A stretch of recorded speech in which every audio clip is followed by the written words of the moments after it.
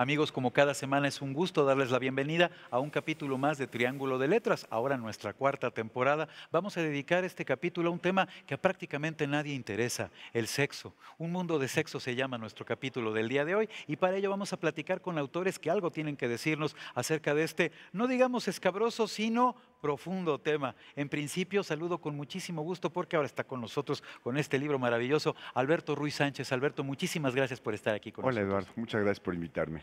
Muchísimas gracias, Alberto. Felipe Cuevas, que nos trae una novela bien interesante. Felipe, muchísimas gracias. Eduardo, muchas gracias por la invitación. Y finalmente, a mí me gusta mucho decirlo, no en último lugar, mi querida Mónica Brown. Mónica, muchísimas gracias. Gracias a ti, hola. Amigos, si les parece, vamos a mirar algunas semblanzas con respecto a lo que han hecho a lo largo de sus vidas, de sus trayectorias profesionales, los autores que el día de hoy nos acompañan aquí en la librería Rosario Castellanos. Las miramos y ahora regresamos y comenzamos a platicar de sexo. En 1987, con su primera novela, Los nombres del aire, Alberto Ruiz Sánchez recibió el premio Javier Villaurrutia. Su obra ha sido traducida a varios idiomas y distinguida además por la Fundación Guggenheim en Nueva York, el Sistema Nacional de Creadores en México, la Universidad de Louisville en Kentucky, la Fundación Thinker a través de la Universidad de Stanford en California y el Gobierno de Francia, que lo ha condecorado como oficial de la Orden de las Artes y de las Letras. Felipe Cuevas es economista por la Universidad Iberoamericana y maestro en administración por el TEC de Monterrey. Apasionado por la escritura, asistió a los talleres de Sandro Cohen y Manuel Pereira.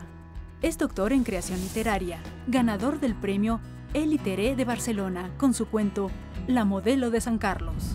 Es autor de la novela Yaotl y el libro de cuentos Bésame pues, pero bésame mucho.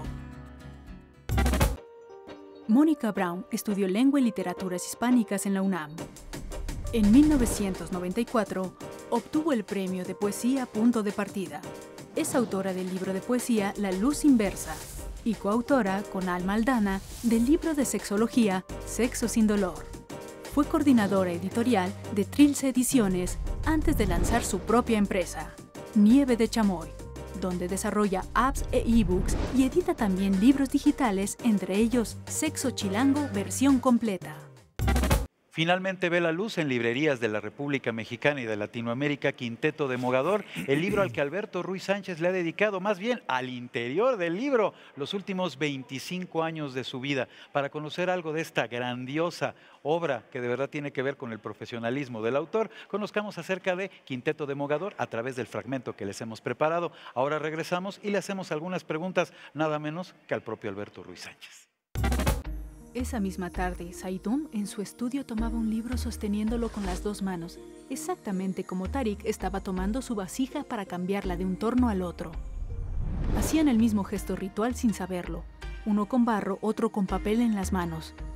Ambos se unen a todos los hombres que lo han hecho antes, y a mí, que estoy a punto de hacerlo con este libro donde leo sus historias.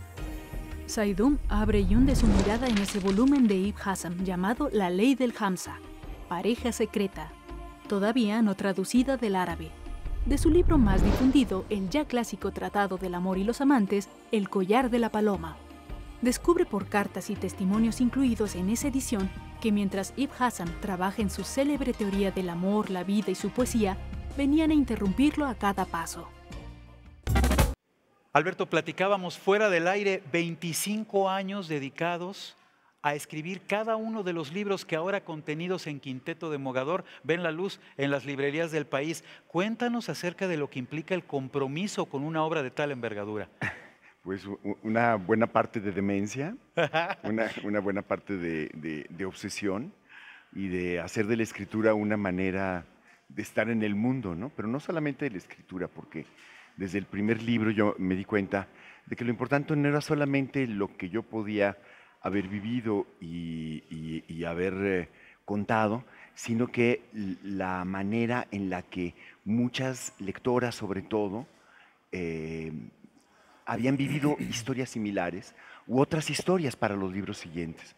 Entonces el libro, entre muchas otras cosas, es una enorme encuesta sobre el deseo femenino y también el deseo masculino, pero básicamente el deseo femenino.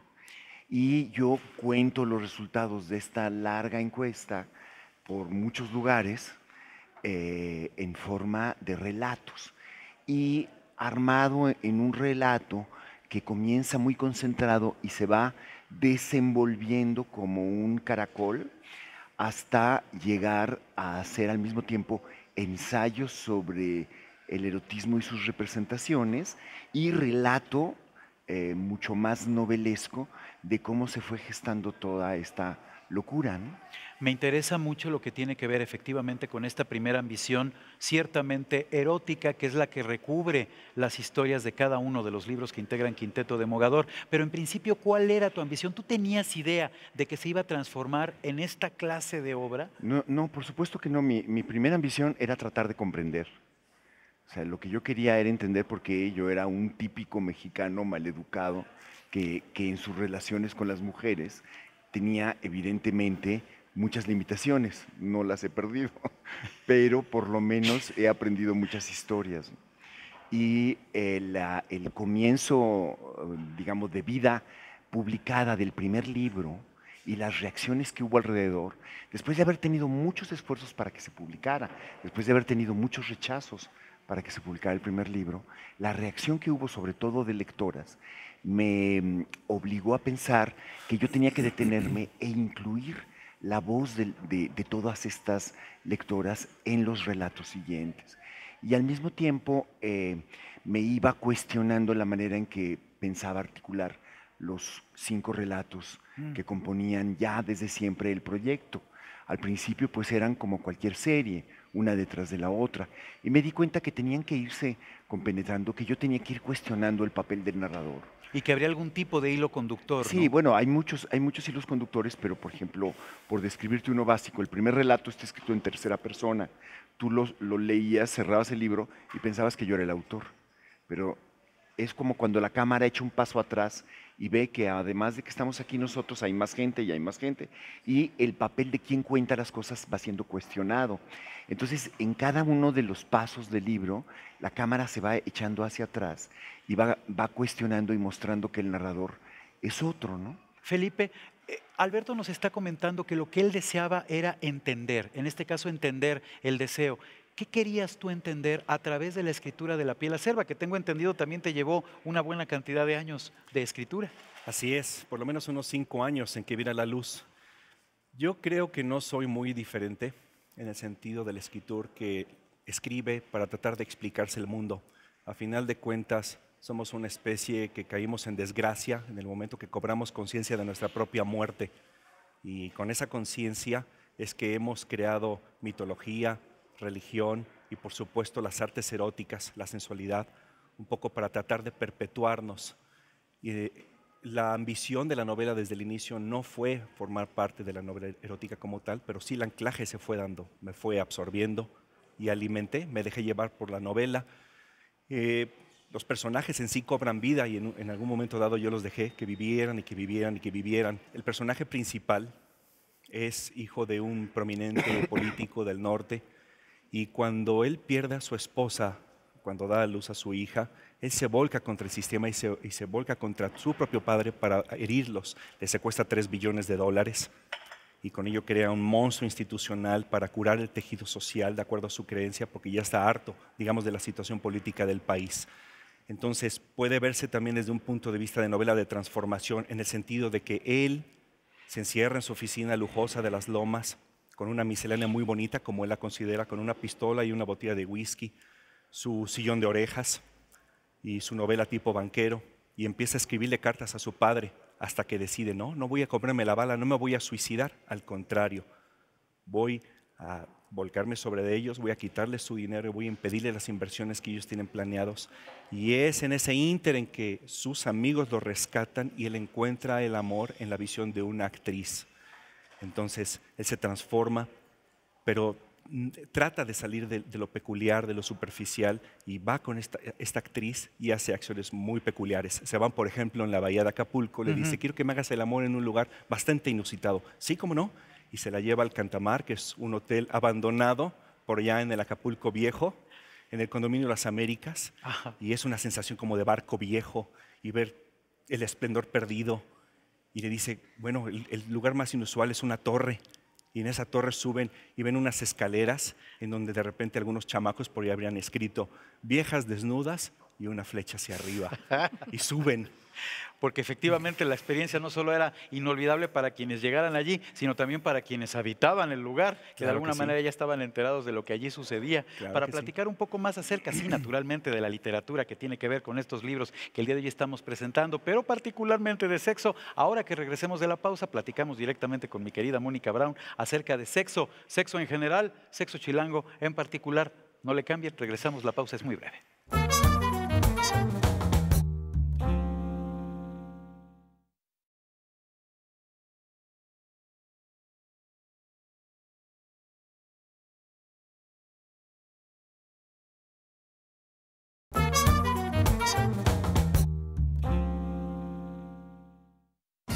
Un viernes en la noche en el bar Odessa, atestado de gente, incluidos no pocos guapos, mi amiga Tamara y yo enumerábamos las virtudes de nuestros pretendientes y éramos como dos niñas que comparan las estampitas de su álbum favorito. Yo tengo uno con postdoctorado. ¿Ah, sí? Pues el mío es súper sexy. Pues mi ligue cocina delicioso. ¿Y así? ¿Y si pudieras casarte con el que quisieras, a quién escogerías? Me preguntó a gritos mientras le pedía otro whisky al mesero. No supe qué responder. Todos tenían tantas virtudes por separado que daban ganas de meterlos a la licuadora para conseguir al hombre ideal. O como opina Claudia, vivir con todos ellos en una casa con 7 recámaras. ¿Con cuál de ellos me casaría? En realidad, ninguno de estos maravillosos ejemplares me convencía por entero. Así que exclamé, los quiero a todos, son tan lindos. Mi querida Mónica, ahora que conocemos un poco más acerca de Sexo Chilango, esta obra que también tiene que ver naturalmente con tu especialización, dado que tú eres sexóloga, cuéntanos cómo es que se dio este libro y cómo además el interés particular, vamos, el interés de tu parte, para reflejar estas historias que son, además de divertidas, ciertamente profundas, tienen que ver con vidas humanas. Bueno, no soy sexóloga, más que aficionada. Bueno, Eso debo aficionada a la aclararlo. sexología, muy bien. Exactamente. Este libro es el resultado de la reunión de las columnas que publiqué en la revista Chilango, y la verdad que la iniciativa partió de los editores de la revista Chilango, que no sé por qué me invitaron a abordar este delicado tema. No, sí sé, porque yo escribía poesía erótica y el tema me ha interesado siempre, pero Bien. me invitaron a hacer esta columna pensando un poco en hacer algo así como Sex and the City, pero chilango, ¿no? Entonces, en vez de esa ciudad fascinante que es Nueva York, pues esta ciudad fascinante que es el Distrito Federal, Sex ¿no? and the México City. Exactamente. Entonces, ¿qué hacían? Un grupo de amigas, de mujeres treintonas, solteras, digamos que empoderadas, liberales, ¿no? Con sus vidas y con sus vidas sexuales también. Entonces, la gracia de la columna era que pues casi todo es real. No voy a decir que sí es real y que no, pero casi todo es real. Aunque el lector puede tener sus propias interpretaciones. Exacto. Entonces, de hecho, yo he llamado esto crónica ficción, y en realidad sí partía de mis experiencias, de las de mis amigos, metía ficción, metía literatura, había una búsqueda del lenguaje también, pero todo basado en la realidad. Entonces iba tejiendo mes con mes, pues como una especie de telenovela, pero la realidad siempre supera la ficción. Entonces, de veras iban ocurriendo cosas inauditas que son reales y casi sobre la marcha. Y entonces, después de varios años, se reunieron en el libro varios años de columnas. Y después los volví a editar, hace poco se volvieron a editar en digital.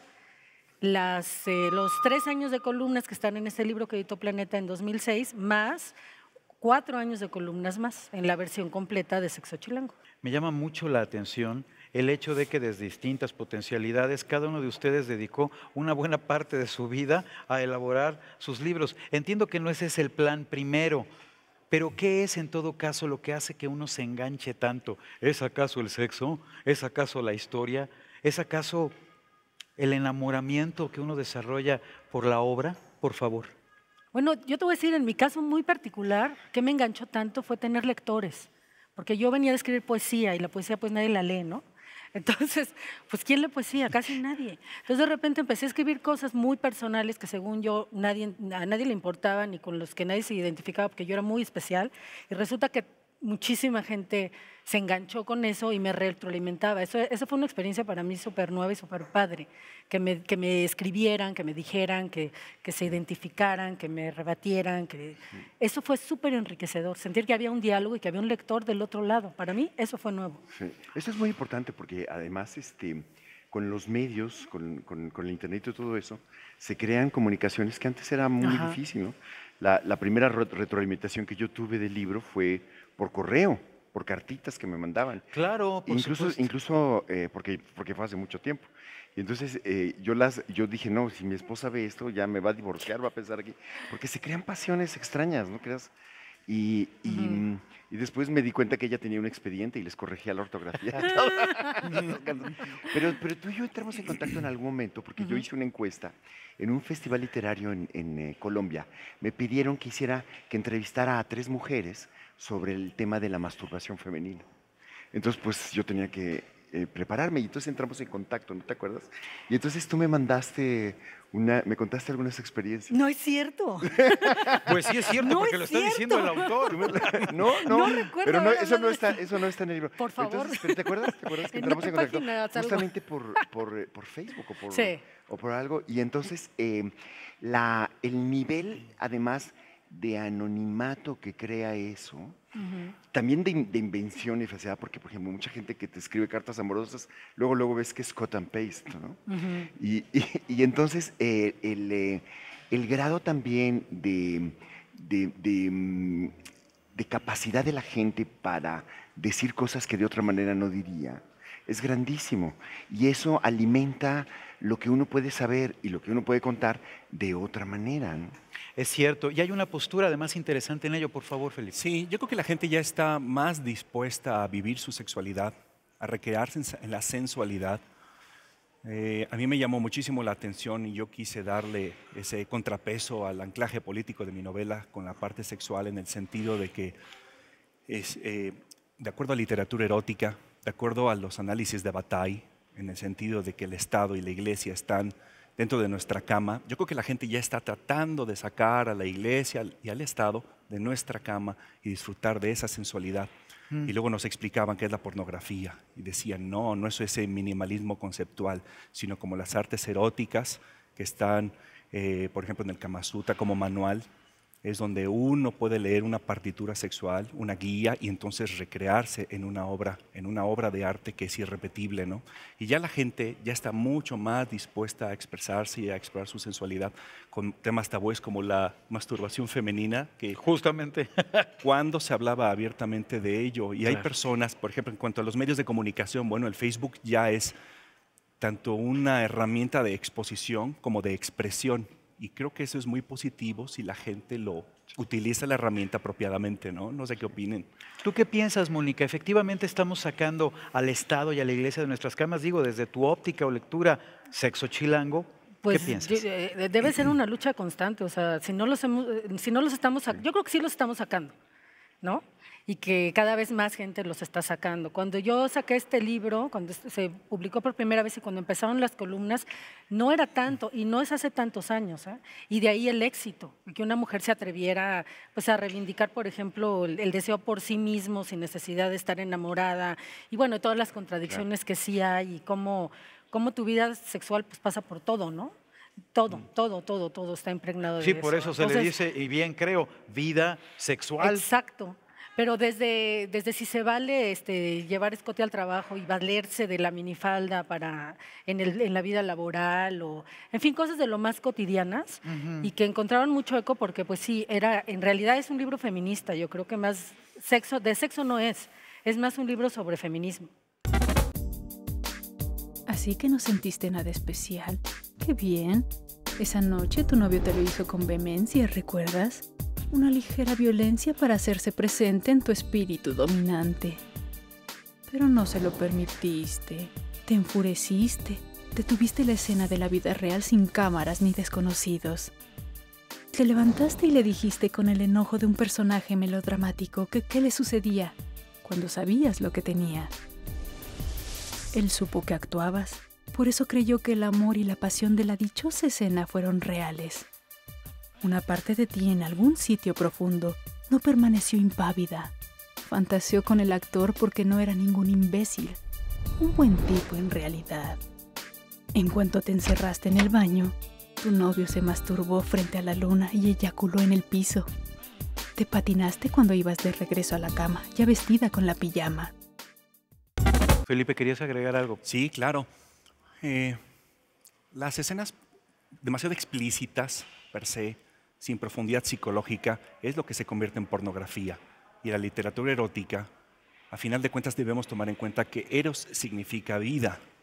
Entonces, en ese sentido, los personajes de una verdadera obra literaria erótica tienen que vivirse, tienen que tener personalidad, tienen que tener esa profundidad psicológica para que encarnen, porque va de por medio sus emociones, sus sentimientos, sus creencias, lo que aceptan y lo que no. Entonces, un poco, si le diéramos una segunda lectura a D.H. Lawrence, con El amante de Lady Chatterley, veríamos que es una obra muy actual en el sentido de los personajes verdaderamente encarnando, pero también la crítica acérrima hacia el sistema político de la era victoriana y de la revolución industrial. Simplemente es que ahora tiene otras transformaciones, pero las mismas limitaciones. Entonces es esa lucha de los personajes o de las personas para recrearse en la intimidad, que realmente disfruten del sexo y de la sensualidad en contra de todos aquellos factores que les prohíben precisamente hacerlo. Es una liberación, es una lucha de eros tánatos. Sí, naturalmente. Bueno, pero esa es una opción entre las muchas que puede haber. La psicología, los personajes con psicología, no es un requisito de la literatura erótica, ¿no? Es una de las opciones. Pero también, digo, puede haber una relación muy intensa que tú puedes describir con siluetas, ¿no? Con fantasmas, o sea, las posibilidades de la literatura, pues desde el descubrimiento de las vanguardias, te da muchos más registros que el registro realista y psicologista. El verdadero reto es justamente explorar todo lo posible, creo yo, ¿no? Y además No sé estamos viviendo una coyuntura histórica, social, en la que se permite de alguna manera eso, pero no solo me refiero al sentido colectivo o legal o social, el sentido individual, que es quizás el más importante, ¿no, Mónica? Pues mira, yo en realidad traté de que no saliera mi parte poética tanto en el libro, de repente sale, pero yo lo abordé desde el punto de vista del humor, por ejemplo, y de de hacerlo más cotidiano y de hacerlo más crudo y de una mirada crítica y autocrítica, ¿no? Entiendo. Porque la sexualidad despierta todo y lo más sublime de nosotros, pero también lo más Pero eso es la poesía también. bárbaro, ¿no? No solamente lo sublime, ¿no? También eso es la poesía. No, claro. O sea, te dispara tantas cosas para tantos lados y te mueve tantas cosas que es un poco de lo que se trata. En efecto, el mero acto sexual, pues, ¿qué, no? O sea, es todo lo que hay alrededor de eso, lo que es enriquecedor y lo que es inagotable. Es Claro. una lástima que se nos esté terminando el tiempo y por lo ¿Ya? mismo ya tengamos que despedir la emisión, pero se queda el tema pendiente porque, caray, no por hablar de sexo querrá decir esto que nos hemos extendido tanto. En realidad tiene que ver con el hecho de que nosotros estamos muy interesados en abundar alrededor acerca de lo que tiene que ver con la vida sexual y sobre todo pues, con la inteligencia y el intelecto de cada uno de los lectores. Yo le quiero agradecer muchísimo a los autores que el día de hoy nos han acompañado aquí, el que se hayan dado la vuelta, que nos hayan permitido unas horas de su tiempo para grabar con nosotros este programa. Alberto Ruiz Sánchez, muchísimas gracias por estar aquí con nosotros. Muchas gracias a ti, Eduardo. Felipe Cuevas, muchísimas gracias. Gracias, Eduardo. Gracias. Mónica Brown, gracias por estar con Muchísimas nosotros. gracias por la invitación. Y a ustedes, amigos, la invitación para que nos acompañen la próxima semana en un nuevo capítulo de Triángulo de Letras. Ya continuaremos platicando acerca de otros tópicos que tienen que ver, sí, con la literatura, pero sobre todo con la vida. A los autores que nos han acompañado, les pido por favor que nos firmen los ejemplares que han traído para poderlos regalar a ustedes, amigos televidentes. Y aquí nos miramos la próxima semana en un nuevo Triángulo de Letras. Muchísimas gracias.